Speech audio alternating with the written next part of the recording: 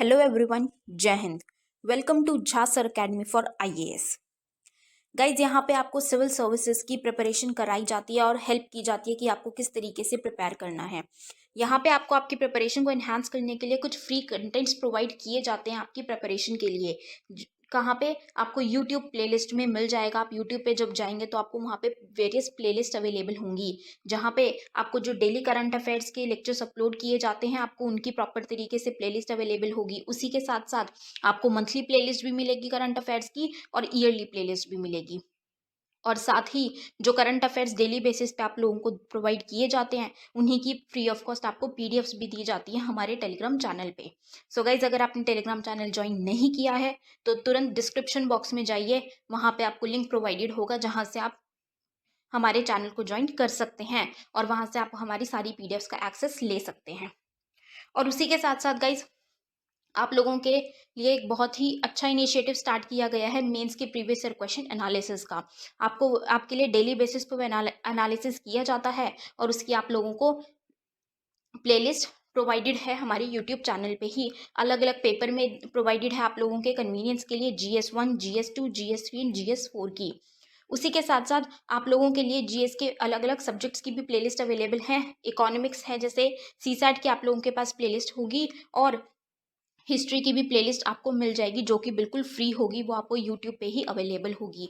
और इन्हीं प्लेलिस्ट में साथ ही साथ नए नए कंटेंट्स भी रेगुलर बेसिस पे ऐड ऑन किए जाएंगे, जिसके लिए आप लोगों को झा सर अकेडमी को रेगुलरली फॉलो करना है और अपनी प्रिपरेशन को एनहांस करना है, राइट। और उसी के साथ साथ गाइज, कुछ पेड कोर्सेज भी हैं जो आप लोगों के लिए लाए गए हैं Jha sir academy for IAS के द्वारा, जो जिन पेड कोर्सेज को झा सर खुद पर्सनली मेंटोर करते हैं, खुद उसको रिलेट करते हैं।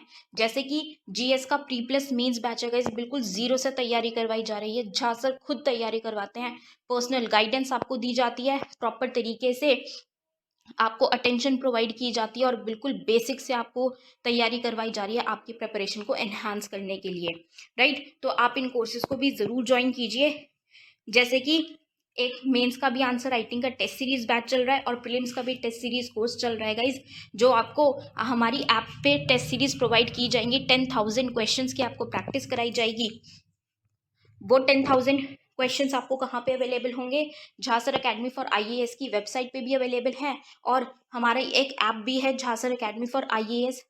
आप अगर डालेंगे तो प्ले स्टोर से आपको वो ऐप मिल जाएगी, आप उसको डाउनलोड कर सकते हैं। वहाँ पे आपको प्रीलिम्स की टेस्ट सीरीज का एक्सेस भी मिल जाएगा और उसी के साथ साथ इतनी बेहतरीन ऐप है कि आपको वहाँ पे स्टडी टूल्स भी अवेलेबल हैं कि आपकी जो स्टडी है आप उसको ट्रैक कर सकते हैं कि आप कितना टाइम इफेक्टिवली स्टडी कर रहे हैं। तो इस ऐप को गाइज ज़रूर ज्वाइन कीजिएगा, डाउनलोड कीजिएगा और वेबसाइट भी अवेलेबल है। उस वेबसाइट पे भी आप जाके सब कुछ एक्सेस कर सकते हैं जो कि ऐप पे अवेलेबल है, right. So guys, Jha sir academy को रेगुलरली फॉलो करते रहिएगा।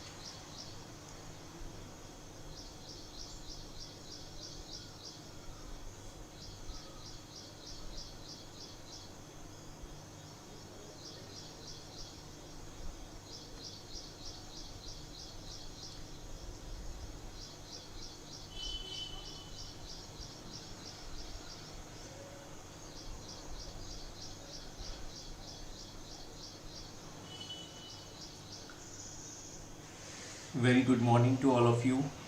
M I audible to all? क्या मेरी आवाज़ आप सभी को आ रही है? प्लीज़ कंफर्म कर दें, then we are going to start the session. तो हम ये सेशन को स्टार्ट करते हैं। Good morning Shivali ji. कल हमने जो बात की थी वो हमने देखा था there are the two ideologies. हम दो आइडियोलॉजीज़ के बारे में डिस्कशंस कर रहे थे और इन आइडियोलॉजीज़ के बारे में हमने जानकर ये देखा था कि एक ट्रेन वाला आइडियोलॉजी है, एक बस वाला आइडियोलॉजी है। और ये आइडियोलॉजी जो है वो आपको बता रही है कि किस तरीके से हमारा जो है इंडियन रेनेसा जो है वो शुरू होता है। तो मतलब ये देखिए, समाज को सुधारना है और समाज को सुधारने के लिए हम किस तरीके से काम कर रहे हैं उस पर हम चर्चा कर रहे थे, ठीक है। और हमने ये देखा था कि किस तरीके से जो है, गुड मॉर्निंग राजवीर जी, गुड मॉर्निंग, नमस्कार, आप सभी का फिर से अभिनंदन है। और हम भारतीय पुनर्जागरण के बारे में डिस्कशंस कर रहे थे और भारतीय पुनर्जागरण के दौरान हमने ये देखा था कि हमारे पास दो आइडियोलॉजीज हैं, एक ट्रेन वाला है, एक बस वाला है। और उस आइडियोलॉजीज को हम समझते हुए देख चुके थे कि हमने राजा राम मोहन राय को देखा था और राजा राम मोहन राय जो कुछ अपना कंट्रीब्यूशन दे रहे हैं और उनको हमने देखा था और इन कंट्रीब्यूशंस के माध्यम से हमने उनकी आइडियोलॉजीज को भी समझने की कोशिश की थी। उनकी आइडियोलॉजीज जो थी वो एक देवता पर आधारित थी, मूर्ति पूजा का वो विरोध कर रहे हैं, विडो मतलब कह सकते हैं महिलाओं के जो आपके अधिकार हैं उनका वो समर्थन कर रहे हैं, वो छुआछूत, जाति प्रथा, सती प्रथा, इन सब चीज़ों की बात को वो नकारते हैं और तीर्थ यात्रा जिनको मतलब उनको कहीं ना कहीं कह सकते हैं उनको डिनाई करते हैं। इसलिए ही वॉज कंसीडर, इसलिए इनको जो है पुनर्जागरण या नवजागरण का जो है जनक कहा जाता है। इस तरीके से हम समझ रहे थे राजा राम मोहन राय के कंट्रीब्यूशंस को। अब एक चीज हम देख लेते हैं कि उनका जो कंट्रीब्यूशन है उसको थोड़ा सा हम समराइज वे में देखने की कोशिश करते हैं। तो थोड़ा जो उनकी आइडियोलॉजीज हम उनको बांट कर लेते हैं। देखिए 1803 में, हमने ये ईयर्स याद नहीं रखना but we need to understand, ठीक है, थोड़ा सा कंसेप्ट को समझेंगे। एक वो बुक लिखते हैं जिसका नाम है तोहफात उल मुवादीन, ठीक है, मुवाहिदीन और ए गिफ्ट टू मोनेस्ट्रीज, ठीक है, मतलब इसको हम कह सकते हैं एकेश्वरवादियों के लिए एक उपहार।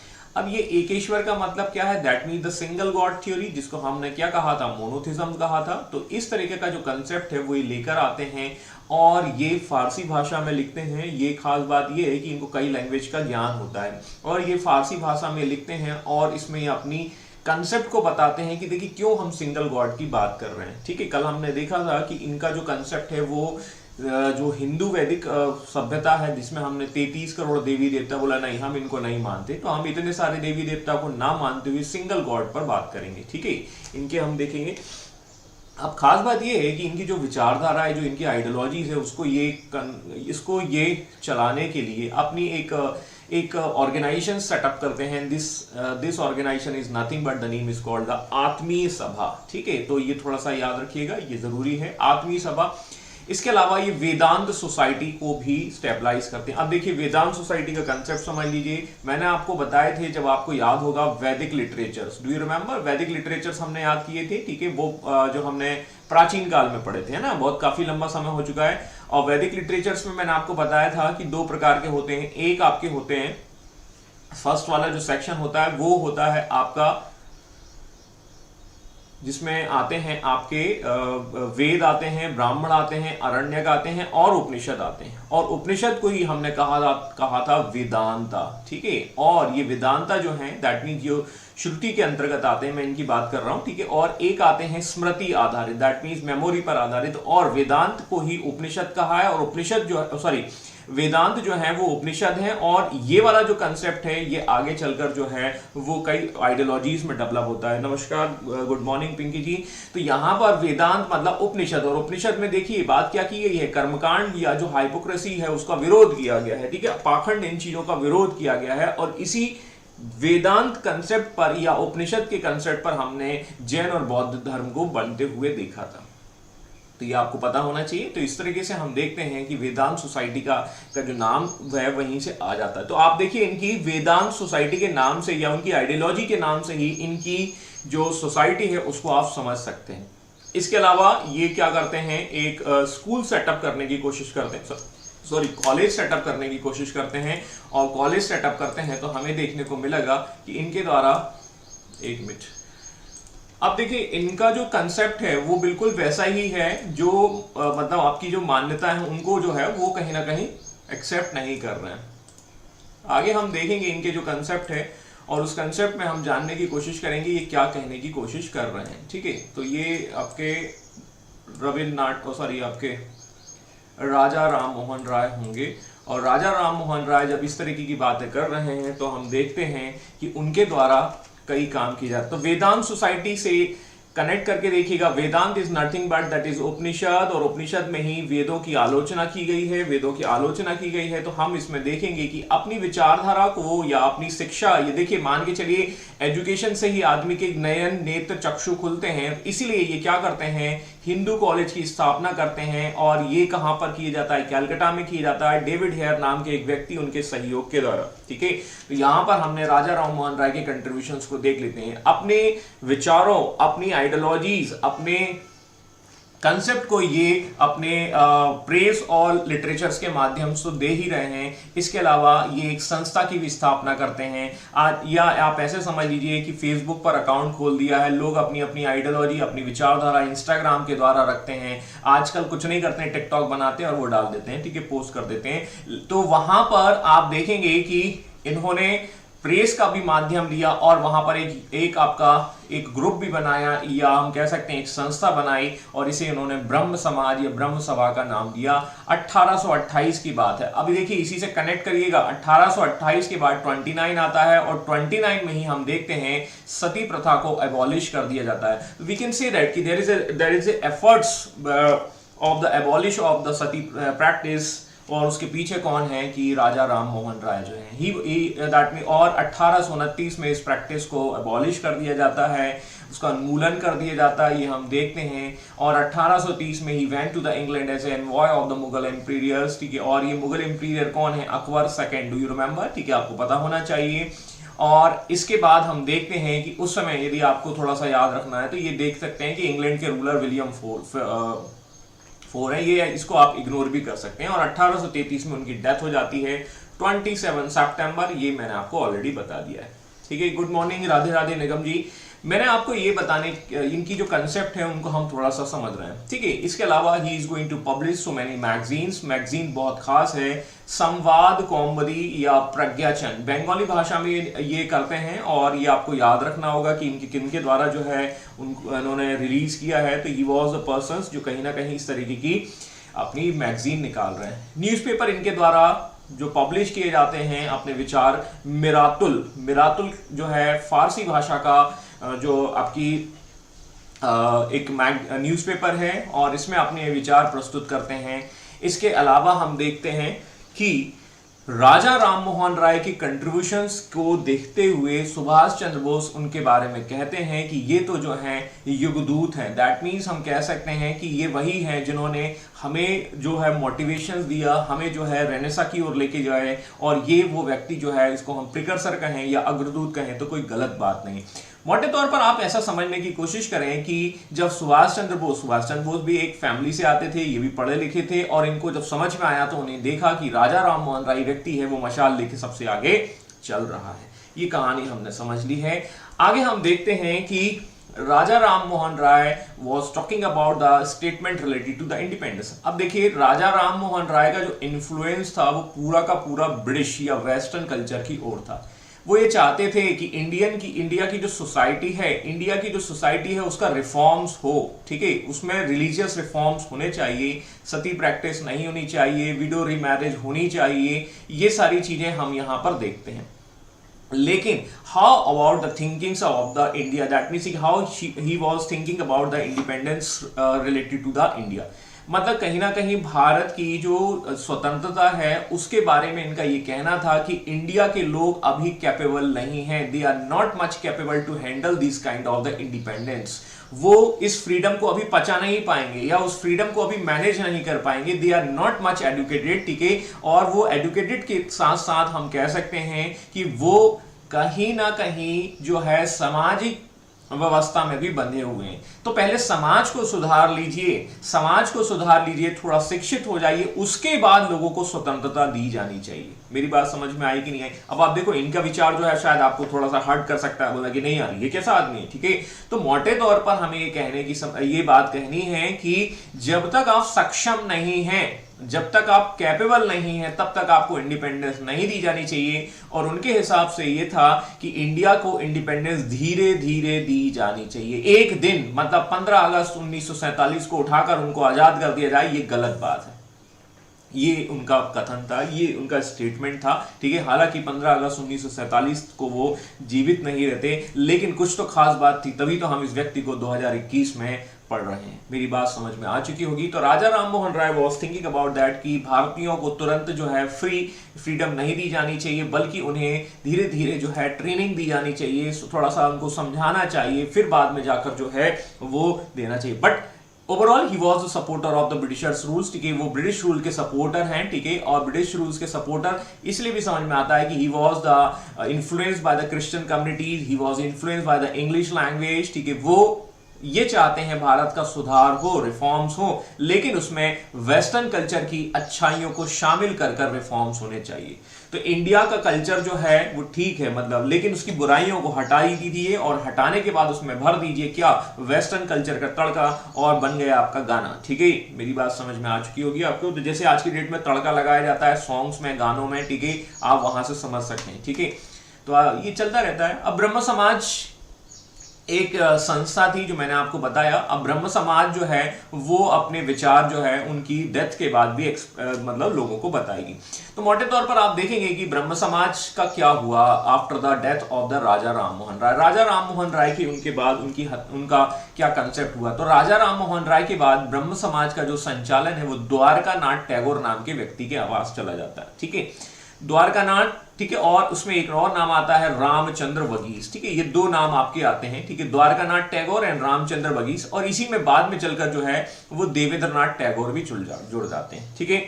अब ये देवेंद्र नाथ टैगोर बाद में चलकर आप ऐसे समझ लीजिए कि रविन्द्रनाथ टैगोर से कंसेप्ट करके जोड़ कर देख सकते हैं। तो ये कहानी आपको देखने को मिलती है। थोड़ा सा हम इनको जो है जो देवेंद्र नाथ टैगोर है उनके बारे में थोड़ा सा जान लेते हैं, ठीक है। ये थोड़ा सा मैंने इनका रखा है, ठीक है, ही वॉज द पर्सन, ठीक है। और ये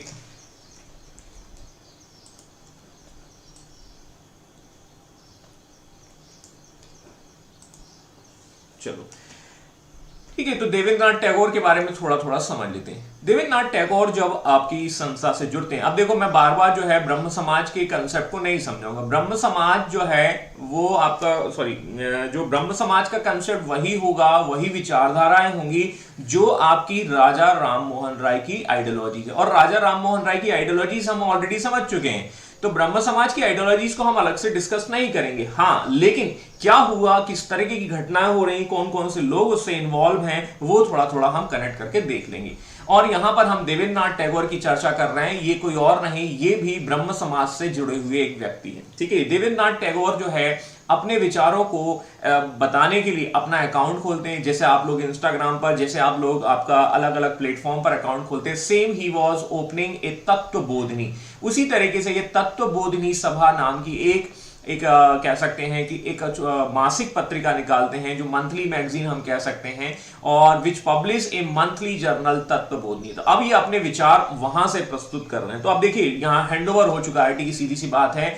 और वो इसी नाम से एक स्कूल भी चलाने की कोशिश करते हैं, और ये स्कूल का बेसिक कंसेप्ट क्या होगा, वही होगा जो ब्रह्म समाज का होगा। तो ब्रह्म समाज की विचारधाराओं को याद रखते हुए हम आगे के लोगों को समझते हुए जा रहे हैं। इनके कुछ छात्र होते हैं, इनके मेन छात्र जो हैं उनको थोड़ा सा समझ लेते हैं। जब स्कूल से ये पढ़ते हैं तो यहाँ पर आपको एक नाम देखने को मिलता है, ईश्वर चंद्र विद्यासागर। नाम तो सुना ही होगा। Ishwar Chandra Vidyasagar was the person who was behind the widow remarriage.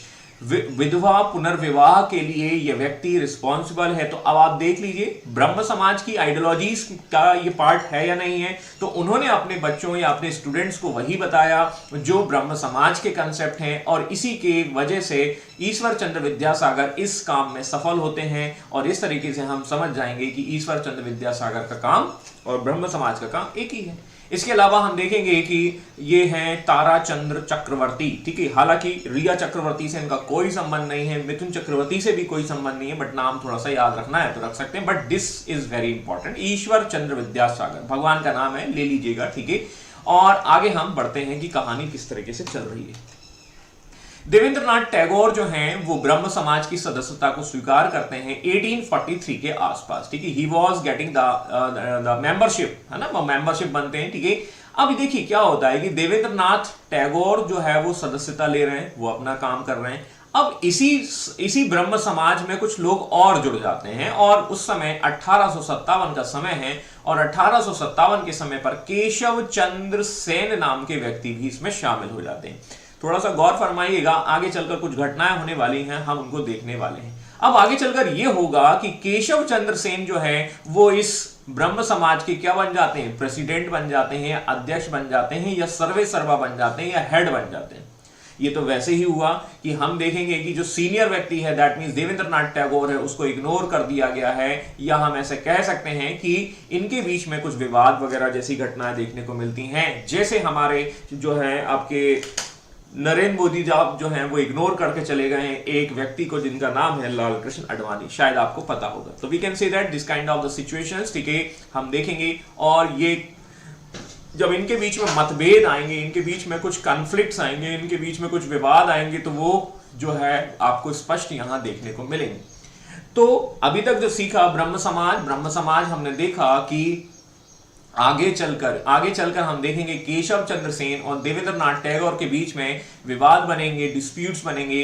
तो 1865 के आसपास we will observe the divisions of Brahmo Samaj, और केशव चंद्र सेन अपनी अलग पार्टी बना लेंगे, देवेंद्रनाथ टैगोर जो है वो अपनी अलग पार्टी बना लेंगे। ये हमने जनरली पॉलिटी में समझा है, देखा है। डू यू रिमेंबर, आपको शायद पता होगा कि तृणमूल कांग्रेस, ठीक है, या आप कह सकते हैं एनसीपी, ये क्या है, ये वो पार्टियां हैं जिनका उदय हम कह सकते हैं इंडियन नेशनल कांग्रेस से ही हुआ, या हम उनका कह सकते हैं कि उनका कनेक्शन या उनकी जो विचारधारा वो पहले वहां से जुड़ी हुई थी। ठीक है, वो बात अलग है कि मुद्दे पर ये अलग अलग हो जाते हैं, तो वैसे ही कुछ समझ लीजिए। अब ब्रह्म समाज नहीं रहा, तो केशव चंद्र सेन का ब्रह्म समाज जो है वो भारतीय ब्रह्म समाज में कन्वर्ट हो चुका, और देवेंद्रनाथ टैगोर का जो ब्रह्म समाज है उसे आदि ब्रह्म समाज कहा जाने लगा।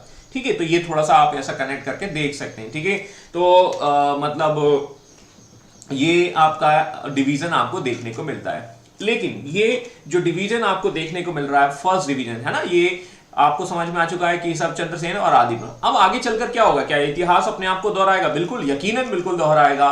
और 1878 में जब हम आगे चलते हैं तो यही ब्रह्म समाज में एक ब्रांच और निकल जाएगी, उसका नाम होगा साधारण ब्रह्म समाज। ठीक है, और साधारण ब्रह्म समाज जो है वो होगा, वो अभी मैं आपको बताऊंगा वो क्यों होता है। ठीक है, तो कहीं ना कहीं जो है केशव चंद्र सेन की वजह से ये घटना होती है, और ये सेकंड डिवीजन आपको देखने को मिलेगा। ठीक है, तो आप पहले ज्यादा आगे बढ़े उसके पहले हमें एक व्यक्ति के बारे में जान लेना चाहिए, और this person name is called the Keshab Chandra Sen. ठीक है, तो मैंने आपको देवेंद्रनाथ टैगोर के बारे में थोड़ा सा इंट्रोडक्शन बता दिया कि उन्होंने क्या कंट्रीब्यूशन किया। ठीक है, अब केशव चंद्र सेन का क्या कंट्रीब्यूशन है उसे हम जानने की कोशिश करते हैं। ठीक है, चलो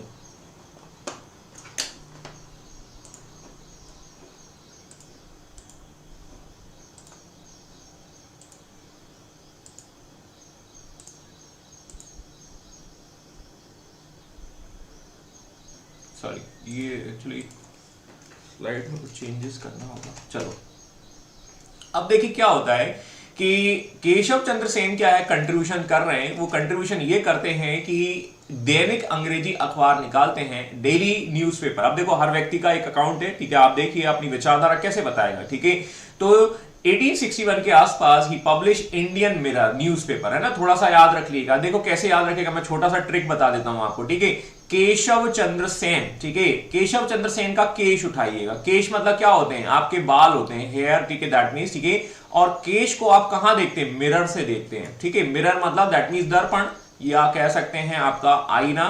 ठीक है, तो दर्पण, और यही इनकी मैगजीन का नाम है। तो आप कनेक्ट करके देख सकते हैं, बाकी को आपको कनेक्शन किस तरीके से जोड़ना है तो आप बना लीजिएगा, जैसा भी हो। ये मेरा तरीका है, मैंने आपको बताया है, शेयर किया है। ठीक है, और ये सुधार करते हैं, फाउंडेड इंडियन रिफॉर्म एसोसिएशन, एक संगठन बनाते हैं भारतीय समाज को सुधार करने की। ठीक है, इन्हीं के प्रयासों के फलस्वरूप हम देखते हैं कि ब्रह्म समाज के द्वारा एक अधिनियम, या कह सकते हैं एक आपका एक्ट आता है जिसका नाम है 1872 का सिविल मैरिज एक्ट। और सिविल मैरिज एक्ट के तहत ये बात की जाती है कि हम जो है चाइल्ड मैरिज को खत्म करेंगे, जो बच्चा विवाह है या बाल विवाह है उसको हम खत्म करने की कोशिश करेंगे। ठीक है साहब, ठीक है। और इसमें ये बोला जाता है कि बॉयज की एज जो है 18 होनी चाहिए और गर्ल की एज जो है वो 14 होनी चाहिए, ऐसा ऐसा कहा जाएगा। पहले क्या होता था, 10 साल या 12 साल में जो है लड़कियों की शादी कर दी जाती है। तो ये इस चीज का विरोध कर रहे हैं और ये समाज को सुधारने की कोशिश कर रहे हैं और इस तरीके से अपनी विचारधारा रखते हुए इनके प्रयासों के फलस्वरूप एक एक्ट आता है एंड दिस एक्ट जो है वो कहीं ना कहीं बाउंडेड किया जाता है कि इनका एज इतना इतना होना चाहिए। ठीक है भाई, समझ में आया। लेकिन ये होता है कि केशव चंद्र सेन जो है वो कुछ थोड़ा सा गड़बड़ खुद ही कर देते हैं। वो खुद ही इस नियम कानून का पालन नहीं करते हैं और अपनी बेटी की शादी कर देते हैं। वो उनकी बेटी की शादी जो है मोटे तौर पर मतलब वो बेटी जो है उनकी खुद की बेटी जो 12 साल की होती है और वो उनको एक अच्छा रिश्ता आता है तो अपनी बेटी की शादी कूच विहार के राजा या शासक के साथ कर देते हैं। अब क्या होने वाला है, आप खुद ही क्या कर रहे हो, ठीक है, उस नियमों का पालन नहीं कर रहे हो, मास्क पहनकर चलिए लेकिन आप खुद ही मास्क नहीं पहन रहे हो, ऐसा हम कह सकते हैं। तो ये कहानी वैसी ही है और इस तरीके से इस घटना की वजह से आगे चलकर ब्रह्म समाज का सेकंड डिवीजन हो जाएगा और साधारण ब्रह्म समाज बनाई जाएगी और उसमें बनाने वालों में सबसे आगे होंगे विपिन चंद्र पॉल। ये नाम तो सुना ही होगा आपने। और इसमें और भी नाम आते हैं, ठीक है, आनंद मोहन बोस, शिवनाथ शास्त्री और सुरेंद्रनाथ बनर्जी।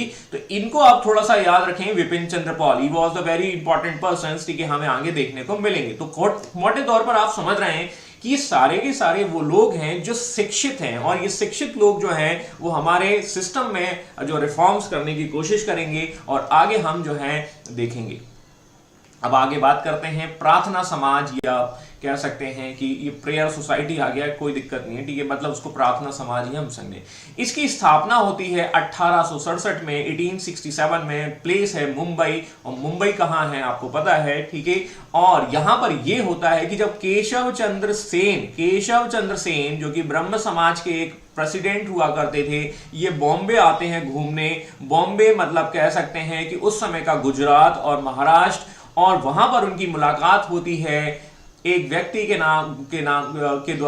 एक व्यक्ति से जिनका नाम है एमजी रानाडे एंड आत्माराम पांडुरंग। ये दो व्यक्ति के साथ उनकी मुलाकात होती है, एक मीटिंग होती है और वो उनसे इन्फ्लुएंस हो जाते हैं तो वहीं पर एक ब्रांच खोली जाती है जिसको हम कह सकते हैं ब्रह्म समाज का मुंबई ब्रांच, है ना। और इसी ब्रह्म समाज की ब्रांच को कहा जाएगा प्रार्थना समाज। गॉट इट माय पॉइंट्स, ठीक है। तो देखिए, क्या मुझे इसकी आइडियोलॉजी अलग से बताने की जरूरत है? नो, आपको केवल ये याद रखना है कि ब्रह्म समाज आपको समझ में आ चुका है, राजा राम मोहन राय की विचारधारा समझ में आ चुकी है, तो आपको बार बार इन समाज की सिस्टम्स को समझने की कोशिश नहीं करना। बट ये जरूर याद रख लेना कि प्रार्थना समाज है कहां और ये प्रार्थना समाज का फाउंडर व्यक्ति कौन है, एमजी रानाडे, आत्माराम पांडुरंग, ठीक है। और ये कुछ नाम इसमें आते हैं, ये 2-3 नाम आप याद रख सकते हैं, ठीक है। तो जितने भी आपके भंडारकर, ठीक है ना, मांजरेकर, ये कर जितने भी आते हैं मराठी आते हैं, ठीक है, तो आप लोग समझ गए होंगे, ठीक है। तेंदुलकर, जितने भी कर वाले हैं ना, जो टैक्स वाले, मतलब ये कर वाला वो टैक्स वाला नहीं है, ठीक है, लेकिन कर का मतलब आप समझ गए होंगे, ठीक है। तो क्यों ना अब हम थोड़ा सा एमजी रानाडे के बारे में थोड़ा सा जान लेते हैं। एमजी रानाडे क्या कर रहे हैं, और एमजी रानाडे जो है वही काम कर रहे हैं जो हमने देखा है पीछे। किसके बारे में? हमने राजा राम मोहन राय को देखा, और राजा राम मोहन राय जो हैं वो हमारे देश के पुनर्जागरण के अग्रदूत हैं। लेकिन एमजी रानाडे जो हैं वो हमारे पश्चिमी भारत के अग्रदूत हैं। दैट मीन्स कि पश्चिमी मतलब महाराष्ट्र में या इस सेक्शन में जो अग्रदूत का काम कर रहे हैं वो कौन है, हमारे एमजी रानाडे साहब हैं, ठीक है। उन्हें महाराष्ट्र का सॉक्रेट भी कहा जाता है या सुकरात कहा जाता है, ये टाइटल हम ऐसा देख लेंगे और उनके ही फलस्वरूप के वजह हम देखेंगे। अब इनका कंट्रीब्यूशन भी देख लीजिए। इनकी ब्रह्म समाज तो है ही, प्रार्थना समाज तो है ही, ठीक है। पूना सार्वजनिक सभा नाम की जो है संस्था वो स्टेबलाइज करते हैं और इनके द्वारा इंदु प्रकाश, ठीक है, वो हम देखेंगे इंदु प्रकाश जो है न्यूज़पेपर इनके द्वारा पब्लिश किया जाता है, ठीक है। तो इस तरीके से आप कनेक्ट करके देख सकते हैं, समझ सकते हैं, ठीक है। महादेव गोविंद रानाडे, ठीक है। तो इस तरीके से हम समझ सकते हैं कि ये इनके द्वारा किया गया काम।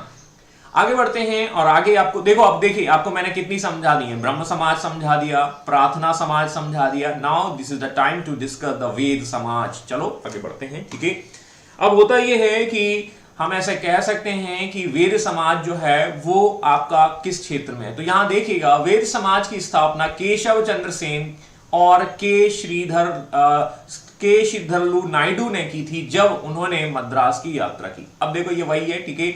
मोटे तौर पर आप समझ लीजिए, आप जो है रसगुल्ला वाले क्षेत्र में थे, आपने रसगुल्ला क्षेत्र वाले से निकलकर आप जो है वो फाफड़ा खाने चले गए, बड़ा पाव खाने चले गए, और जब आपने बड़ा पाव खाया तो आपने प्रार्थना समाज बना दी, ठीक है। और उसके बाद आपका मन नहीं लगा तो आप जो है वहीं से उठकर या मोटे तौर पर कहां पहुंच गए, यहां पर आप जो है इडली सांभर बड़ा खाने चले गए, मैड्रास चले गए, और मैड्रास में आपको मिले श्रीधरलू नायडू। इन सच कंडीशंस, ठीक है, यहां पर वेद समाज नाम की स्थापना की जाएगी। इन सब के पीछे कारण क्या है? इन सब के पीछे आपका भूख है। दैट मीन्स हम कह सकते हैं आपने यहाँ रसगुल्ला खाया, यहाँ आपने दूसरा भोजन किया, यहाँ पर आपने तीसरा भोजन किया, यहां आपने समाज को सुधार दिया है, कलकत्ता में, मुंबई में आपने समाज को सुधार दिया है। अब आप मैड्रास की बारी है।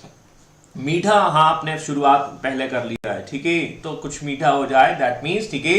तो रसगुल्ला से शुरुआत करते हुए आपने बड़ा पाव से शुरू करते हुए आपने इडली, और यहां पर आप पहुंच चुके हैं वेद समाज। आप लोगों के मुंह में पानी आ गया होगा, मतलब मेरे कहने का मतलब आप लोगों को समझ में आ गया होगा। तो इनकी विचारधारा कैसी होगी? Of course that is related to the Brahmo Samaj. भैया जो ब्रह्म समाज की कंसेप्ट होगी वही इनका भी कंसेप्ट होगा, ठीक है। तो बस नाम याद रख लेना, बाकी और कुछ नहीं है। तो के श्रीधर नायडू के बाद में ब्रह्म समाज आंदोलन का अध्ययन करने के लिए कलकत्ता का दौरा। बाद में ये नायडू साहब भी जो हैं रसगुल्ला खाने कहाँ जाएंगे? बंगाल जाएंगे, और रसगुल्ला जब खाने जाते हैं तो बाद में जो है इसका नाम जो है कन्वर्ट कर देते हैं और इसे दक्षिण का ब्रह्म समाज का नाम दिया जाता है। अब आपको कहानी समझ में आ चुकी होगी, रसगुल्ला दैट मीन्स मीठा मीठा, ठीक है। तो मैं कुछ थोड़ा इस तरीके से समझाने की कोशिश कर रहा हूं।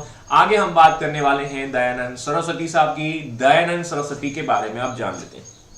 देखो, अब देखो, अभी तक मैंने आपको क्या समझाया? ब्रह्म समाज समझाया, ठीक है, और ब्रह्म समाज के बाद हमने प्रार्थना समाज और वेद सोसाइटी, ये हमने समझ ली। अब आपको एक चीज समझ में आ चुकी है, मैंने आपको दो आइडियोलॉजी बताई थी, एक ऑर्थोडॉक्स थी और एक थी नॉन ऑर्थोडॉक्स, ठीक है।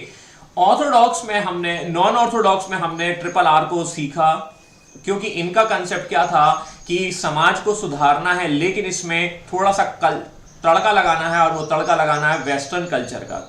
इनका कंसेप्ट क्या था? ये बोलते हैं कि इंग्लिश भाषा जो है थोड़ा थोड़ा बोलना चाहिए, गुड मॉर्निंग थोड़ा सा बोलना चाहिए, ठीक है। ही was the supporter of the western language, western concept, ठीक है। ये इस तरीके से हम कह सकते हैं। ऑर्थोडॉक्स या परंपरावादी की अब चर्चा हम करने वाले हैं। परंपरा मतलब ट्रेन वालों की बात करने वाले हैं, और ये ट्रेन वाले क्या कहेंगे? ट्रेन चलानी है, तो ट्रेन चलाने के लिए आपको अपनी परंपरा में झांक कर देखना होगा, और आपकी परंपरा मॉडर्न हिस्ट्री में कहां होगी, आपको झांक कर देखना होगा। तो वो परंपरा आपको देखने को मिलेगी कहां पर? प्राचीन काल में, ठीक है। और प्राचीन काल मतलब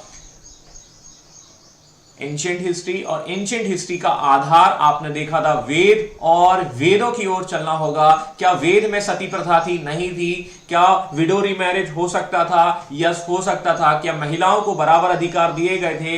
यस, दिए गए थे। ये सारी चीजें वेदों में लिखी गई हैं। इसीलिए दयानंद सरस्वती का मानना है कि समाज को सुधारो, रिफॉर्म्स करो, रिलीजियस रिफॉर्म्स करो, सोसाइटी के रिफॉर्म्स करो। किसके आधार पर? वेद के आधार पर। एक ने बोला कि अंग्रेजी बोलना चाहिए, बोला नहीं बोलना चाहिए, ठीक है। अंग्रेजी जो है वो हमारी भाषा नहीं है, ठीक है। हम केवल जो है संस्कृत जैसी लैंग्वेज को प्रमोट करेंगे, और इसीलिए ये नारा देते हैं वेदों की ओर लौटो। क्यों? क्योंकि वेद में क्या है, ये सारी की सारी कस्टम्स जो हैं, जो आज की डेट में शुरू हो चुकी हैं, उनका ये विरोध कर रहे हैं। आपको समझ में आया कि नहीं आया? तो हमें भी एक्चुअली में देखिए, तो इंडिया का कल्चर, जैसे कल आप कुछ बोल रहे थे कि जैसे तमिल, जैसे मैं एक डिस्कशन में था, उस डिस्कशन में लैंग्वेज को लेकर डिस्कशन चल रहा था कि हमारे देश में विभिन्न प्रकार की लैंग्वेज है, और हम जो है अलग अलग लैंग्वेज बोलते हैं। और यदि आप साउथ में चले जाएं तो तमिल, तेलुगु, मलयालम बोलना पड़ता है, और आपको हिंदी आती है तो वो कम्युनिकेशन हो नहीं पाता, और लोगों में दैट मीन्स कि कुछ तरीके से एक तरीके से कम्युनिकेशन यूनिटी नहीं हो पाती। तो वैसे ही दयानंद सरस्वती ये कहते हैं कि इंडिया के लोगों को जोड़ने के लिए संस्कृत या एक लैंग्वेज होनी चाहिए, और ये है उनकी विचारधारा। तो अब आप देखिए, ही वॉज द, क्या इनकी विचारधारा राजा राममोहन राय के समान होगी? बिल्कुल नहीं। ही was the against of the, that means जो बिल्कुल इनका अपोजिट कंसेप्ट होगा। तो हम कुछ पॉइंट्स पर इनको डिस्कस कर लेंगे राजा राममोहन राय के साथ, बट पहले हम उनको बात कर लेते हैं, क्या पहले हम उनके विचारों को समझ लेते हैं। तो ये परंपरावादी होंगे, या आपके कह सकते हैं ट्रेन वाले होंगे, और ट्रेन वाले जो हैं वो वेद की ओर बात करेंगे, और वेद में क्या है ये आपको पता है। तो आपको दयानंद सरस्वती को समझने में कोई दिक्कत नहीं होगी, मेरी बात समझ में आ गई होगी। तो आप जरा मुस्कुरा दिएगा, रसगुल्ला खिला दिया है मैंने आपको, ठीक है। He was the basically related to the Gujarat, ये गुजरात की फैमिली से, एक ब्राह्मण फैमिली से रिलेटेड होते हैं। इनका बचपन का नाम होता है टिंकू। टिंकू नहीं होता, टिंकू ना होकर इनका नाम होता है मूल शंकर, है ना, मूल शंकर इनका नाम होता है। अब देखिए, ये थोड़ा सा, ये एक शादी जैसी, जो मतलब एक सामाजिक बंधन से बचने के लिए क्या करते हैं, घर छोड़ देते हैं, ठीक है। मतलब he was very, that means मतलब भागते हैं या उन चीजों से दूर भागने की कोशिश करते हैं, ठीक है। तो ये उनके द्वारा घर छोड़ दिया जाता है, ठीक है साहब। और देख लेते हैं, अब इनको जब ये घर छोड़ देते हैं तो इन्हें भटकते हुए पहुंचते हैं, और भटकते हुए इनको इनका एक दैट मीन्स कोई ना कोई व्यक्ति मिलेगा, और यहां पर इनको एक व्यक्ति मिलते हैं, स्वामी पूर्णानंद। स्वामी पूर्णानंद जो है वो इनको एक टीचर के रूप में, एक कह सकते हैं मोटिवेटर के रूप में जो है मिलते हैं, और यही जो है इनका नाम बोलते हैं, तुम्हारा नाम जो है वो टिंकू अच्छा नहीं लग रहा, पहले तो इस नाम को चेंज करो, ठीक है ना, ये जो है आपका नाम चेंज हो जाना चाहिए। अब हम आपको कहेंगे दयानंद सरस्वती। तो दयानंद सरस्वती इनका नाम यहां से देखने को मिलता है, और बाद में जाकर जो ये अपना टीचिंग्स पूरा करते हैं, शिक्षा प्राप्त करते हैं, या वेदों का ज्ञान प्राप्त करते हैं, ये मथुरा के विरजानंद से जुड़ा हुआ है। तो मोटे तौर पर हम इनका थोड़ा सा देख लेते हैं कि मतलब इनिशियल जो एबीसीडी है ना, मतलब जो इनकी विचारधारा की जो एबीसीडी है वो पूर्णानंद बताते हैं, और पूर्णानंद के बाद जो है वो थोड़ा सा और जब स्टडी करते हैं तो इनको विरजानंद देखने को मिलते हैं, और इस तरीके से उन्हें एजुकेशनल जो वास्तविक शिक्षा उनसे प्राप्त होती है। अब उनकी विचारधारा कैसी होगी वो थोड़ा सा हम देखेंगे। उनकी विचारधारा के जो भी पृष्ठ हैं या जो भी पन्ने हैं वो आपको देखने को मिलेंगे, वो आपको सत्यार्थ प्रकाश में मिलेंगे। सत्यार्थ प्रकाश एक बहुत ही फेमस बुक है दैट, और ये बुक जो है वो हिंदी भाषा में लिखी गई। अब याद करो, राजा राममोहन राय कौन सी भाषा का उपयोग कर रहे थे? वो उन भाषा का उपयोग कर रहे थे जो भारत से बाहर की, अंग्रेजी में, या कह सकते हैं फारसी में, या मोटे तौर पर हम कह सकते हैं इंडिया की कोई लैंग्वेज का उपयोग नहीं कर रहे, ठीक है ना। समझने के लिए हम देखिए, कंसेप्ट को समझना है, देखिए वो बाकी आप देखते रहिएगा कौन से फैक्ट्स हैं क्या है, ठीक है।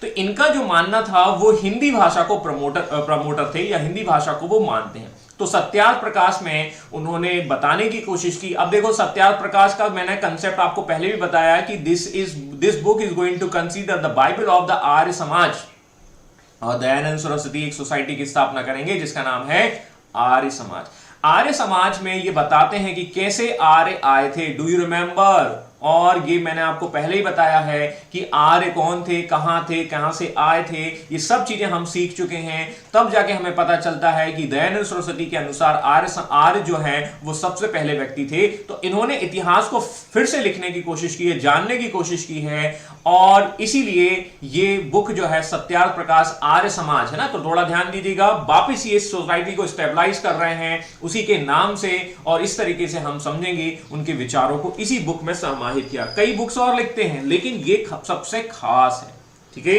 तो और बुक्स क्या है, ये वेद भाष्य भूमिका, नाम से ही समझ में आ रहा है। देखिए, वेद पर जो है कहीं ना कहीं आपको कनेक्ट करने को आपको देखना पड़ेगा। तो इस तरीके से चीजों को समझिए, और अब हम उनके विचारों को डिस्कस करने वाले हैं। We are going to discuss the contribution of the Dayanand Saraswati in the different aspects, ठीक है। पॉलिटिकल, शैक्षणिक, धार्मिक, सामाजिक, इन बिंदुओं पर आप डिस्कस करेंगे।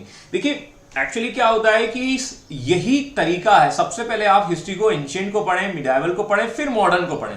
एक्चुअली बहुत सारे लोग जो हैं वो एंशिएंट और मिडाइवल को इसलिए स्किप करते हैं, बोला कि क्वेश्चंस नहीं आते। लेकिन मेरा यह मानना है कि सबसे पहले जो है आपको डिस्कस करना चाहिए 1, 2 और 3, ये तरीका होना चाहिए। लेकिन अब वो एग्जाम के पॉइंट ऑफ व्यू से जो है वो आपका तरीका होता है। अब यदि मॉडर्न हिस्ट्री की यदि आप बात करें तो कहीं ना कहीं जो है उसका कनेक्शन जो जुड़ा हुआ है यहां से, सोसाइटी के रिफॉर्म्स वगैरह की बात करें, आपको रियलाइज हो रहा होगा कि अच्छा वो हमने पढ़ा था, हाँ वेद में सती प्रथा, अच्छा विडो रिमैरिज, तब चीजें कनेक्ट करते हैं तो बहुत जल्दी से आपको चीजें समझ में आती हैं। और अब हम कुछ नहीं कर रहे हैं, हम इतिहास को दोहरा रहे हैं। हमने आर्यंस को पढ़ा था, ठीक है, आर्यंस कहाँ, कैसे, कब, क्यों आए थे, इस पर थ्योरी की थी। और उस समय हमने चर्चा की थी एक बुक की जिसका नाम था Satyarth Prakash. Do you remember? ठीक है, तो बस कुछ नहीं है, ठीक है, जैसा राजवीर जी ने कंफर्म किया, यस याद हो गया, ठीक है, या समझ में आ गया। तो वो कनेक्शन जोड़िए, और जितना आप कनेक्शन जोड़ेंगे उतना आपकी मेमोरी बूस्ट होगी और उतना आपके लिए ज्यादा सहायक होगा। तो बढ़ते हैं पॉलिटिकल पॉइंट ऑफ व्यू की वजह से, पॉलिटिकल इनके योगदान की ओर, और वो हम देखते हैं कि he was going to consider the first, the name is called the Swaraj. Swaraj मतलब क्या? अपना ही राज्य। अपना ही राज्य का मतलब दैट मीन्स, ठीक है, अपना मतलब खुद का, दैट मीन्स, ठीक है, इंडियंस का या भारतीय लोगों की बात की जा रही है, ठीक है, उनके राज्य की बात की जा रही है। अब इसको ऐसा समझने की कोशिश करिए, आपका घर है, दैट मीन्स लेट सपोज, मान लीजिए आपके घर में राशन, राशन मतलब कह सकते हैं किराने का सामान, या आपके घर में कौन कौन सी चीजें उपलब्ध हैं या नहीं है, चीनी है, शुगर है, या सॉल्ट है, या मसाले हैं, या मिर्ची है, इन सब चीजों की जानकारी किसको होनी चाहिए? क्या पड़ोसी को होनी चाहिए? उन्होंने बोला बिल्कुल नहीं, ठीक है। आपके घर में चीनी खत्म हो रही है, चाय पत्ती खत्म हो रही है, या किराने का सामान खत्म हो रहा है, इस चीज को मैनेज करने वाला व्यक्ति कौन होना चाहिए? केवल आपके घर का व्यक्ति होना चाहिए। इसीलिए इसी आधार पर या इसी कंसेप्ट के आधार पर उन्होंने कहा कि भारतीय या व्यवस्था को चलाने के लिए कौन होना चाहिए? भारत के लोग होना चाहिए। मतलब स्वराज, अपने राज्य पर अपना ही अधिकार होना चाहिए। लेकिन हमारे राज्य पर किसने अधिकार कर रखा है? अंग्रेजों ने कर रखा है। तो इनका यह मानना था कि अपना ही राज्य होना चाहिए। तो इनका एक डायलॉग है, दैट मीन्स कि विदेशी शासन की निंदा की उन्होंने, the worst bad state is better than the best foreign state. समझ में आया कि नहीं आया? कितना भी बुरा हो जाए, अपना देश अपना होता है, और आप कितना भी अच्छा विदेशी राज्य हो, वो उससे बेटर आपका देश होना चाहिए। तो मोटे तौर पर ये अपने देश को बता रहे हैं, ठीक है, ध्यान देना, ठीक है। तो थोड़ा सा आपको वो आ जाना चाहिए, गाना याद आना, जब जीरो दिया मेरे भारत ने, ठीक है।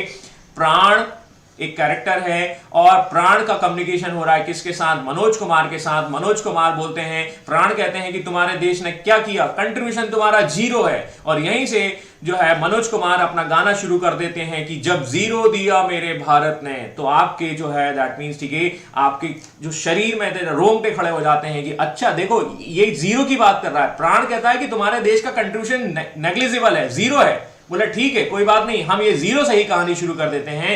And this is the quality of the Manoj Kumar, and how you are going to connect, this is that is the approach, ठीक है। आपको कनेक्ट करना है, और जिस तरीके से आप उसको अप्रोच कर लेंगे तो ये चीजें आपको समझ में जाएगा। तो ये है दयानंद सरस्वती, ये है मनोज कुमार, और ये है दैट मीन्स, ठीक है, पॉलिटिकल व्यू, ठीक है। अब आप देखते हैं, he was the supporter of the national language as a Hindi. Hindi को सपोर्ट कर रहे हैं।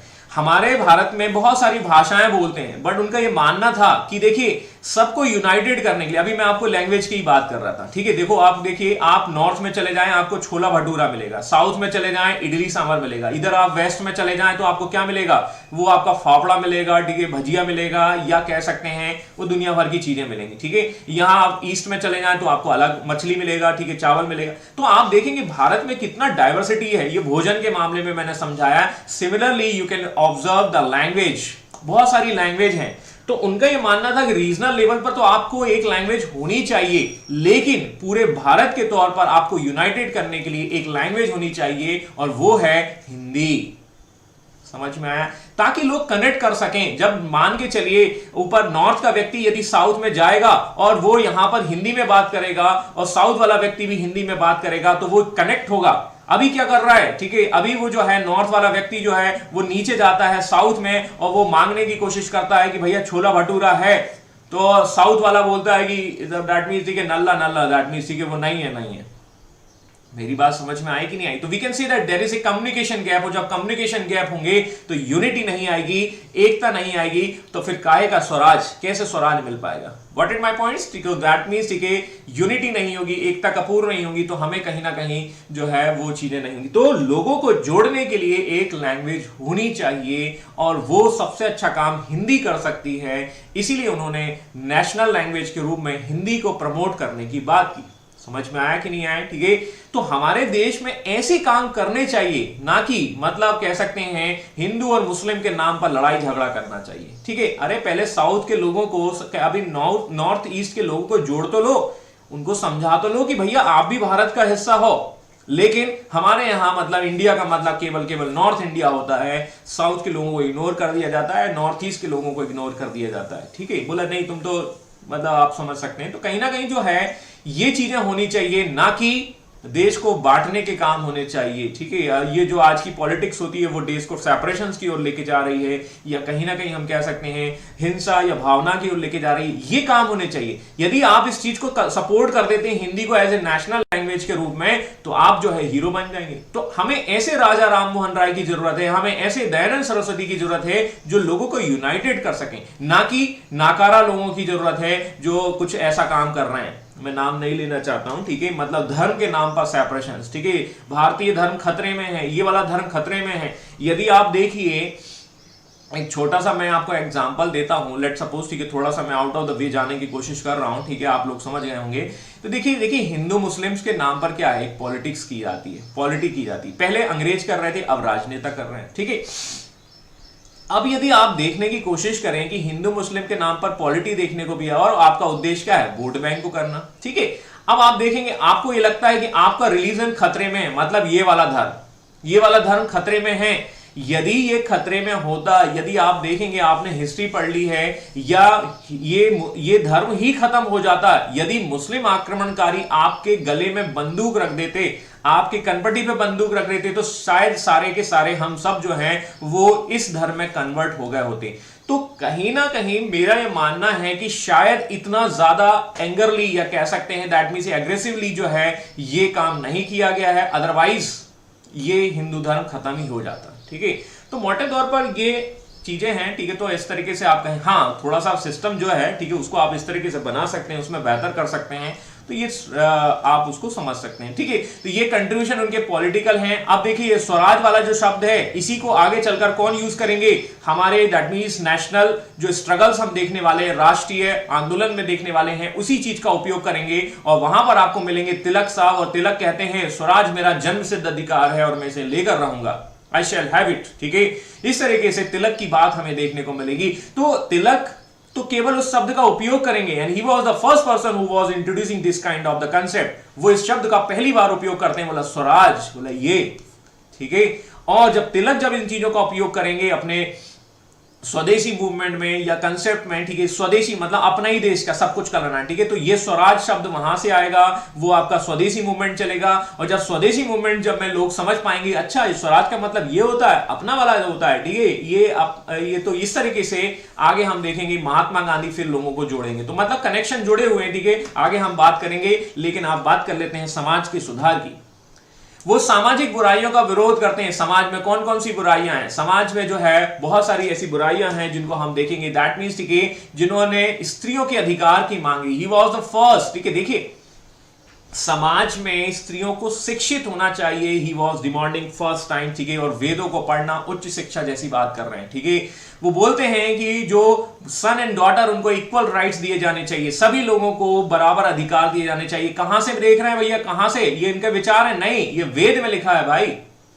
तो वेद को पढ़ पढ़कर ये सब आपकी बात कर रहे हैं। इसके अलावा ये कहते हैं कि He was against of the untouchability and the caste system। अब आप ये देख लीजिए कब आया, ये वेद के अंत में आया, और आपको याद होगा दैट मींस 10वां मंडल कब लिखा गया है, do you remember? 31 December 2002, sorry 2020 लिख लो, या जो भी लिखना, अंत में लिखा गया, मतलब 31 दिसंबर को लिखा गया है। उसका परिणाम आपको पता है। अनटचबिलिटीज कब आती है आपको पता होना चाहिए, गुप्त एज में आया है। ठीक है, जब हम देखते हैं कि चांडाल कम्युनिटी के लोग जो हैं जब आते हैं सिस्टम में, तो वो क्या करते हैं, ड्रम बजाते हैं। ठीक है, तो मोटे तौर पर आप इस तरीके से आप समझ लीजिए। ठीक है, हालांकि आज की डेट में अनटचबिलिटीज जो है वो आपका कोरोना की वजह से पॉजिटिव आ रहा है। ठीक है, तो मोटे तौर पर इसको समझिए कि कहानी किस तरीके से जुड़ी है। तो he was against of this kind of systems. ठीक है, वो कहते हैं वर्ण व्यवस्था हम नहीं मानते, दैट मींस ठीक है, लेकिन ये वर्ण व्यवस्था होनी चाहिए किस आधार पर, कर्म के आधार पर होनी चाहिए, ना कि जो है जन्म आधारित होनी चाहिए। आपने वेद और आपने वैदिक कल्चर पढ़ा है तो आपको पॉइंट्स तुरंत समझ में आ गया होगा।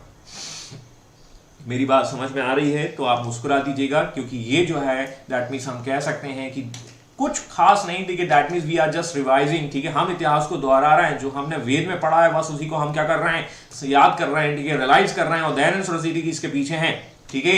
धार्मिक, देखिए धर्म की बात करते हैं, वो कहते हैं ट्राई टू रिवाइव द वैदिक रिलीजन्स, ठीक है। वैदिक रिलीजन्स कैसा था, याद करो, क्या तीर्थ यात्राएं थी, नहीं थी, क्या आप देखेंगे दैट मीन्स कि वहां पर आप देखेंगे मूर्ति पूजा था, बोला नहीं। अब देखो कैसे समझने की कोशिश करिए, मूर्ति पूजा आपका गुप्त एज में आया, और गुप्त एज में हमने मूर्ति पूजा को, मूर्तियों को बनते हुए देखा। He was the against of the idol worships. इनके बारे में कहा जाता है कि एक बार ये मंदिर गए, टेंपल गए, जब ये यंग हुआ करते थे, छोटे थे, और वहां पर एक शिवलिंग था, और शिवलिंग के ऊपर चूहा चढ़ गया, ठीक है। He was thinking कि भाई की जो शिवलिंग है उसमें एक जान होती है, उसमें कह सकते हैं कि उसमें भगवान होते हैं, लेकिन वो शिव के ऊपर जो है चूहा चढ़ गया। क्या आपके सर के ऊपर जो है चूहा चढ़ जाएगा तो आप चढ़ने देंगे, यस और नो? मेरे ख्याल से तो आप जो है अपने सर पर चूहा बिल्कुल नहीं चढ़ने देंगे। तब उनको रियलाइज हुआ कि अच्छा ये जो शिव जी हैं वो तो निर्जीव हैं, वो तो एक मूर्ति है, इसमें कोई जान नहीं है, ये तो बेजान है। यदि ये बेजान है तभी तो इस पर चूहा चढ़ गया है और कुछ गड़बड़ गड़बड़ कर रहा है। समझ में आया कि नहीं आया? तो इस तरीके से ही वो इज गोइंग टू रियलाइज कि मूर्ति पूजा नहीं होनी चाहिए, या मूर्ति पूजा केवल एक क्या है, ठीक है, एक आडंबर है, पाखंड है, एक कर्मकांड की व्यवस्था है। तो he was going to oppose the idol worships, अवतारवाद, ये बिल्कुल नहीं होना चाहिए, ठीक है, बहुदेववाद। He was against of the multi god systems, ठीक है, that was not present in the systems, ठीक है। आज की डेट में 33 करोड़ देवी देवता हैं, पहले कितने हुआ करते थे, 33 थे, ठीक है। अब आप देखिए दैट मींस, ठीक है, वहां से कनेक्ट करके देख लीजिए, तो वेद के कंसेप्ट को ही ये बार बार देखने की बात कर रहे हैं। कर्मकांड या एनिमल सैक्रिफाइस, याद करो वो 4 मुर्गी की कहानी, do you remember? He was against of this all kind of the systems. He was just realizing कि वेद या वैदिक कल्चर को दोबारा पढ़ लो यदि मुझे समझना है, ठीक है। इतिहास अपने आप को दोहरा रहा है पूरा, ठीक है, और ये दोहराता है किस तरीके से, तो इनकी विचारधाराएं इस तरीके पर आधारित हैं, और ये कहते हैं कि हमें जो है बैक टू द वेदास, वेदों की ओर चलना है, और वेद भारतीयों के लिए ज्ञान और भारत का स्रोत है, ठीक है। ही वॉज सेइंग दैट कि जो हमारा जो कंसेप्ट है, हमारा जो बेसिक्स है, वो वेद में है, ना कि वेस्टर्न कल्चर में है, जो हम देखते आ रहे हैं या हम करते आ रहे हैं, हम देख रहे हैं। मेरी बात समझ में आई या नहीं आई, ठीक है।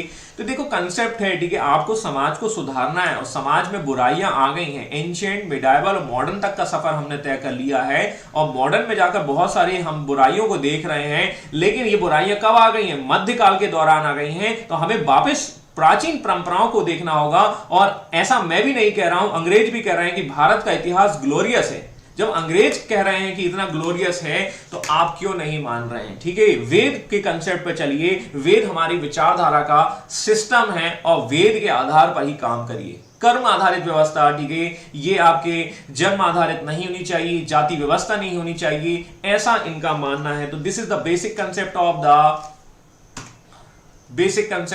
द जो दयानंद सरस्वती हैं। वो कहते हैं पाखंड खंडिनी पताका, मतलब हम कह सकते हैं इस पाखंड को खत्म करने के लिए एक फ्लैग जो है लेके चल देंगे, दैट मींस, ठीक है, पताका मतलब जो है वो आप कह सकते हैं फ्लैग, ठीक है। इस तरीके से वो अपने विचार को बोलते हैं, वो झूठे धर्म का वो खंडन करते हैं जो आज की डेट में आपको देखने को मिलता है। यहां जो है आप भगवान के सामने मूर्ति पूजा तो कर रहे हैं, लेकिन मन में आ रहा है कि मम्मी ने आज जो है छोला पनीर बनाया है, ठीक है, अरे वो कब मिलेगा, ठीक है। कोई व्यक्ति कुछ और सोच रहा है, बोला आज पैसा मिलेगा, ये नहीं मिलेगा, आज ऐसा होगा वैसा होगा, 15 लाख मेरे अकाउंट में आ गए होंगे तो मैं ये करूंगा वो करूंगा, और यहां पर कर रहा है, ठीक है भैया, कि वो भजन कर रहा है।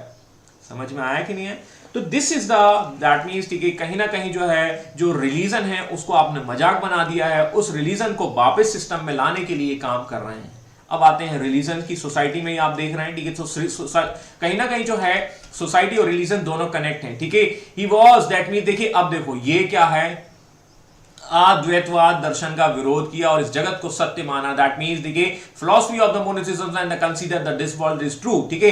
अब ये अद्वैतवाद वो है जो शंकराचार्य की बात की थी, याद करिए, तो थोड़ा सा वहां से कनेक्ट करके देख लीजिएगा, ठीक है। और यहां पर हम देखेंगे अद्वैतवाद किस तरीके से आपको देखने को मिलता है। तो मोटे तौर पर इनका जो कंसेप्ट है बिल्कुल अलग है। इन्होंने बोला कि जो हिंदू जो जजिया कर की वजह से मुस्लिम धर्म में चले गए हैं, उनको वापस मैं मौका देता हूं हिंदू धर्म में आ जाएं, और इसे आज की डेट में कहा जाता है घर वापसी, और उस जमाने में दयानंद सरस्वती के टाइम पे कहा जाता था शुद्धि आंदोलन, प्यूरिफिकेशंस ऑफ द रिलीजन, जैसे आप देखते हैं ना गुजरात, वो आपका यूपी वगैरह में चलता है, ठीक है, वो घर वापसी, ठीक है, वो आप देखेंगे कुछ विशेष धर्म के लोग जो हैं कुछ इस तरीके की कैंपेन चलाते हैं, ये चलता है वो चलता है, ठीक है। तो वही चीज है, ठीक है, धर्म का पाखंड रोका जाए, रिलीजन्स के कंसेप्ट को रोका जाए। ये शुद्धि आंदोलन इनका विवादित था, ठीक है। आज की डेट में आप देखेंगे जैसे क्या होता है कि पकड़ पकड़ रिलीजन कन्वर्ट किया जाता है, तो ये भी वहां पर आपको विवादित देखने को मिलेगा, काफी कंट्रोवर्शियल सा, काफी लोग जो है जब उस जमाने में करें, आज जो होता है तो पिछले जमाने में भी यही होगा। तो ऐसा नहीं है कि हर व्यक्ति परफेक्ट है या सही है, ठीक है, लेकिन यहां पर ये करने की कोशिश कर रहे हैं, ठीक है। तो आप देखेंगे कि ये कहानी जो है किस तरीके से चल रही है। यद्यपि इसका उद्देश्य सकारात्मक था, मतलब किसका, शुद्धि आंदोलन का, किंतु इसके प्रभाव नकारात्मक रहे, क्योंकि इससे कम्युनल सेंटिमेंट्स जो है वो हर्ट होते हैं और इस तरीके की व्यवस्थाएं आपको देखने को मिलती। तो आप कोई ऐसा काम ना करें जिससे कहीं ना कहीं ऐसा देखने को मिलता है। He was going to, that means he launch a movement that is related to the cow protection. हमारे गाय हमारी माता है और इसी गाय के नाम पर सबसे ज्यादा राजनीति होती है। इसी गाय के नाम पर इतने ज्यादा गौशाला ओपन की गई हैं जिसमें कई करोड़ फंड जो है खर्च किए गए हैं, और इन गौशाला में कुछ नहीं है, ना गौ है ना शाला है, ठीक है। इनकी हालत इतनी बदतर है, ये मेरे आंखों से देखा हुआ, दैट मीन्स जो कंसेप्ट मैं आपको बता रहा हूं। तो गाय के नाम पर इतनी राजनीति होती है, और एक गाय, आपको बिलीव नहीं होगा कि ग्रामीण क्षेत्र में आप जाइए और वहां पर आप देखेंगे लोग गाय को छोड़ देते हैं जब वो दूध नहीं देती है, जब दूध नहीं मिल रहा होता है तो उस गाय को छोड़ दिया जाता है। क्यों? क्योंकि उसके लिए जो भोजन, जो उसके लिए चारा है, वो कहां से लेके आओगे, और इसलिए उसको छोड़ दिया जाता है। और हम यहां देखते हैं कि उसे कौन पकड़ लेता है, जो स्लॉटर हाउस वाले हैं। और ऐसा भी कहा गया है कि उनको स्लॉटर हाउस वाले जो हैं उस गाय को क्या कर देते हैं, समझ गए होंगे आप लोग, ठीक है। तो ये है पॉलिटिक्स, ये है राजनीति, ठीक है। वास्तविकता में जो हमें दिखाया जाता है वो एक्चुअली में होता नहीं है। ग्राउंड पर थोड़ा जाकर देखिए, समझने की कोशिश करिए कि गांव हमारी माता है, ठीक है, और लोगों को कुछ नहीं आता है, ठीक है। They are doing that means negligible, ठीक है। केवल गाय के नाम पर राजनीति हो रही है और गाय के नाम पर ही रोटियां सेकी जा रही हैं, ठीक है।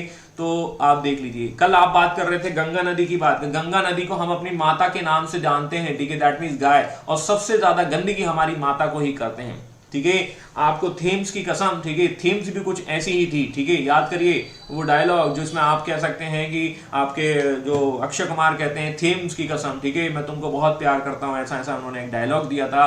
तो हम यहाँ पर जो है आज की डेट में गंगा की कसम भी नहीं खा सकते। गंगा माता ये बोल रही है कि तुमने हमें सबसे ज्यादा दूषित कर रखा है, इतना ज्यादा जो आपने जो है फर्टिलाइजर, पेस्टिसाइड्स और पूरा वेस्टेज आप इसी में कर देते हैं, ठीक है। तो हम काय की माता तुम्हारी, ठीक है, वो भी एक दिन जो है वो खत्म हो जाएंगी, विलुप्त हो जाएंगी। आने वाली जनरेशन को आप क्या बोलोगे, हमारी एक माता थी जिनको हमने मार दिया। गॉट इट माय पॉइंट्स, ठीक है। तो ये कंसेप्ट है, ठीक है। आप देखेंगे रिलीजन के नाम पर मार दिया, ठीक है। आगे चलकर वही सारी नदियों का हो जाने वाला है, और आप आगे क्या देख पाएंगे। तो दिस इज दैट मीन्स, ठीक है, ये है धर्म की पाखंडता, या कह सकते हैं ब्लाइंडनेस, ठीक है। और आप उसको समझ सकते हैं कि किस तरीके से दुर्गा पूजा या बहुत सारी चीजें आपको देखने को मिल रही हैं। तो इन सब चीजों में रिफॉर्म्स करने की जरूरत है।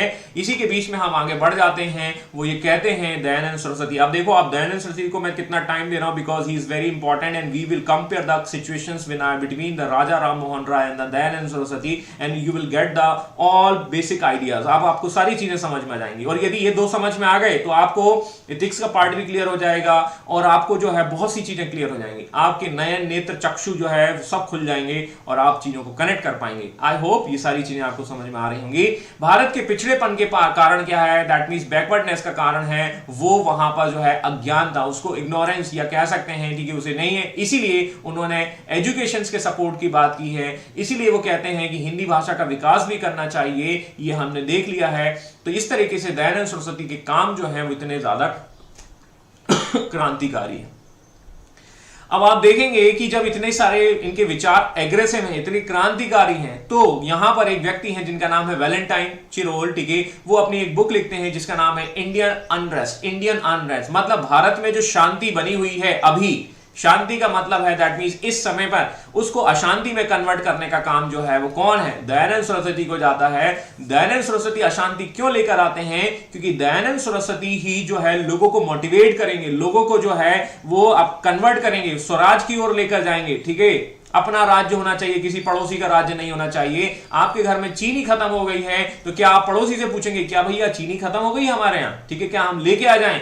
तो इस तरीके से ये चीजें जो है वो स्वदेशी की बात करते हैं, अपना ही देश की चीजें जो है आपको उपयोग करना है। जब इस कंसेप्ट को आप देखेंगे तो यहीं पर हम देखेंगे नेशनलिज्म की ओर लोग जाएंगे और नेशनलिज्म से जो है फ्रीडम स्ट्रगल्स की ओर जाएंगे। तो हमारे जब देखेंगे देश में क्या है वो फ्रीडम स्ट्रगल मतलब कह सकते हैं अंग्रेजों के लिए अशांति हो जाएगी।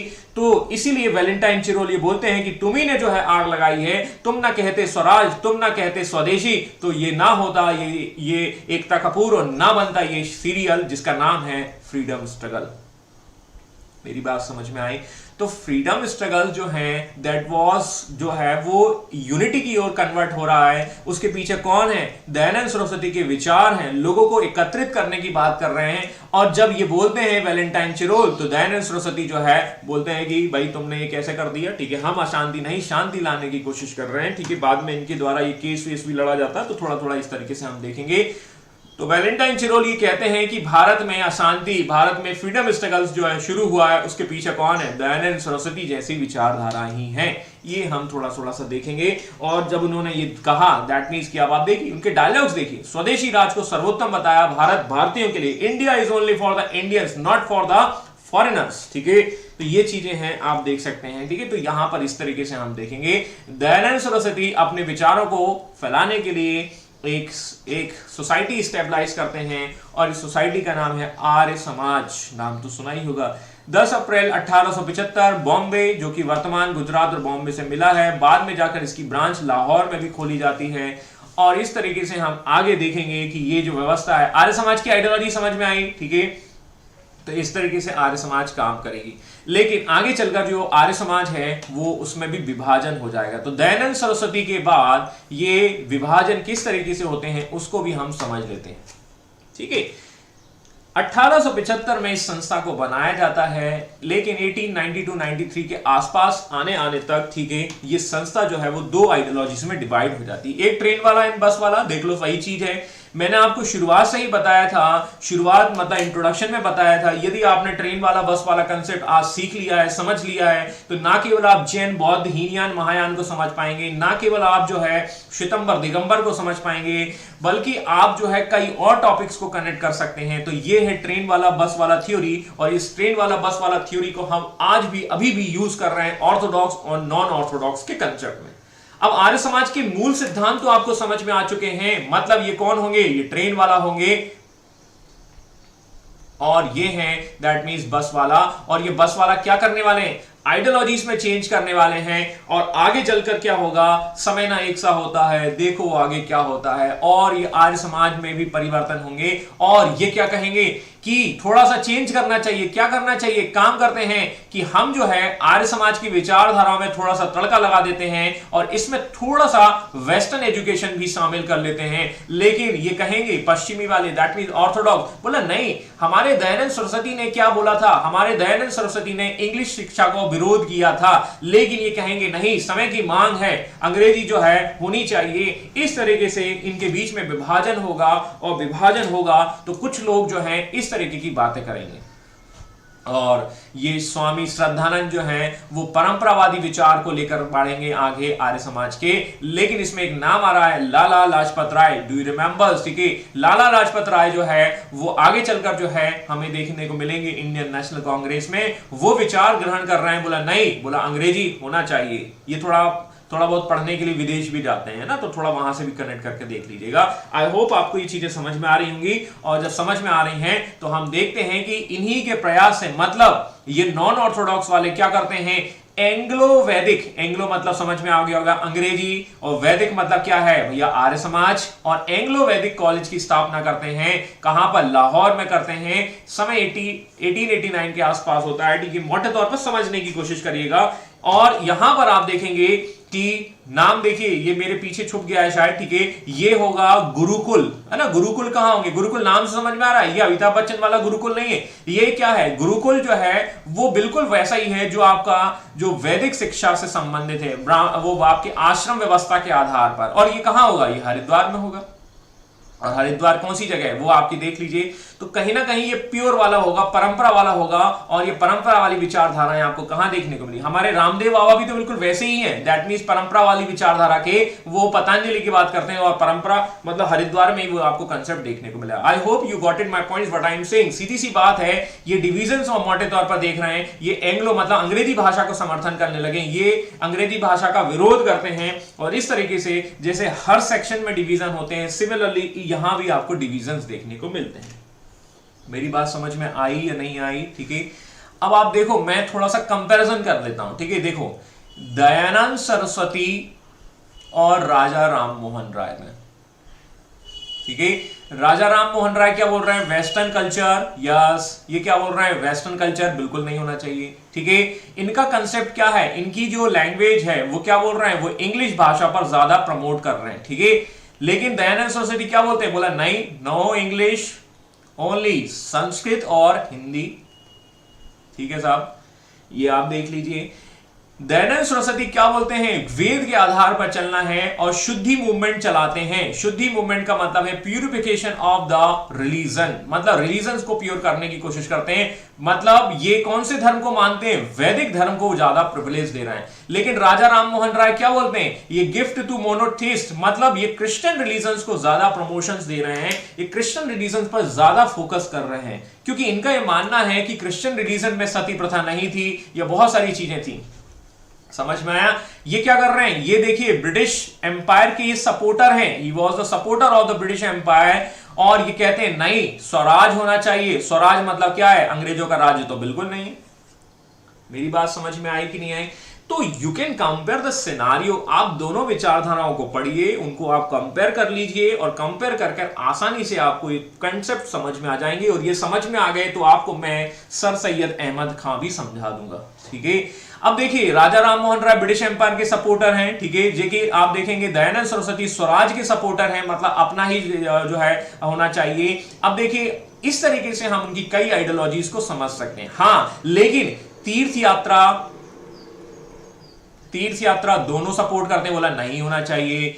सती प्रथा दोनों कहते हैं नहीं होना चाहिए। विडो रीमैरिज दोनों कहते हैं होना चाहिए। एजुकेशन दोनों कहते हैं यस होना चाहिए। तो there are the similarities as well. ठीक है, बट उनको रिफॉर्म्स तो करने हैं, समाज को सुधारना, तरीका अलग अलग है।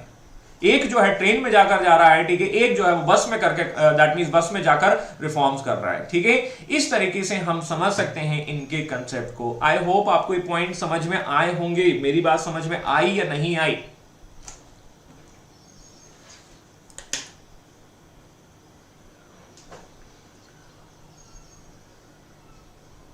You guys are getting my points what I am saying? मेरी बात समझ में आ रही है कि नहीं आ रही है? ठीक है, तो इस तरीके से हमने समाज के सुधारने की बात कही है। अब जैसे ही समाज सुधरेगा, रिलीजियस रिफॉर्म्स होंगे, है ना, ब्राह्मण, क्षत्रिय, वैश्य, शूद्र जब जो है इस चीजों का बंधन तोड़कर आएंगे, और लोगों को समझ में आ चुका है कि अंग्रेज जो है हमारा क्या कर रहे हैं, दैट मीन्स कि हमें बेवकूफ बनाने की कोशिश कर रहे हैं, हमारा इकोनॉमिकल जो है दैट मीन्स एक्सप्लॉयटेशंस कर रहे हैं, क्यों ना अब हम इनके खिलाफ जो है एक जंग का ऐलान कर देते हैं। और ये जंग जो है वो आपको देखने को मिलेगी, वो आपको मिलेगी रिवॉल्ट के फॉर्म में। और रिवॉल्ट के फॉर्म में हम देखेंगे फिर कन्वर्ट होगा फ्रीडम स्ट्रगल। रिवॉल्ट होगा 1857 का, जो कि फेल हो जाता है, और फ्रीडम स्ट्रगल्स की ओर जाएंगे। और फ्रीडम स्ट्रगल्स हम देखेंगे मेनली इंडियन नेशनल कांग्रेस के लीडरशिप में।